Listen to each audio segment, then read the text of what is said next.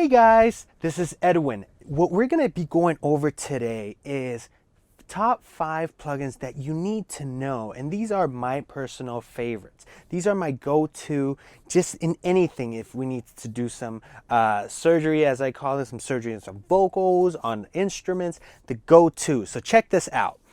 Number one, and these are the stock plugins. I try to get a good mixture for you guys. Number one is the EQ37 band. Now you may think, well, I know what it is. Everybody has it. Like, but yeah, but do you know exactly what each control does? So for example, this top left is your input. If you're gonna add some input, you're gonna take off. This is your phase control and your output as well. HPF stands for high pass filter here. Here you can control how much you want to go in, if you want to go 6 decibels, 12 decibels per octave, etc., etc.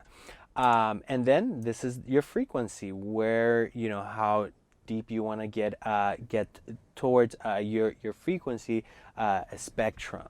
So that's what these two are. A high pass filter, low pass filter. Think it's the same exact one as the HPF. The only difference is that is the other side. So what do I mean by this? If you put it in, right? Let's say 6 decibels, you know, it's just the opposite, guys. So keep that in mind. I know opening these plugins first time, it could be kind of intimidating, but definitely they're not. They basically both do the same thing, but just opposite. Awesome. So here we have the low filter. Low filter, obviously you make sure that it's in here. You see the little red dot. Usually everybody, including myself, kind of just approach it from this one right here, from this guy right here, I should say. But same thing, you could do it manually here as well.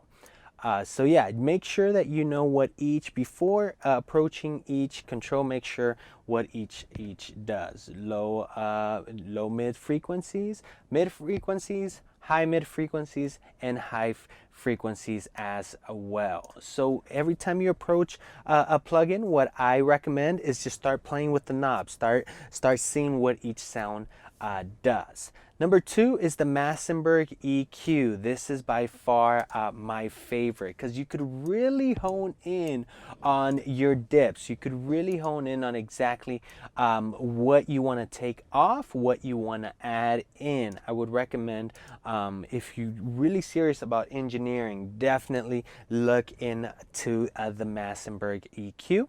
Here you have the 1176. You have a few different versions. You have either the BF 76, you have the Waves 1176. They all kind of do the same thing. They're all modeling after the 1176 compressor.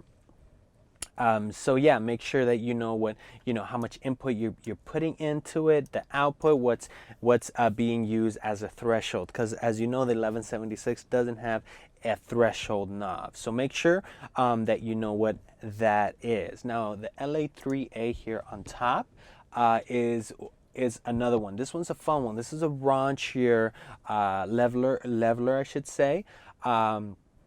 That works as a limiter, so, and a compressor, limiter and compressor, but I like to think of it as a limiter. Reason being is because it has that raunchiness. I use that a lot for my drums, for my electric guitars as well.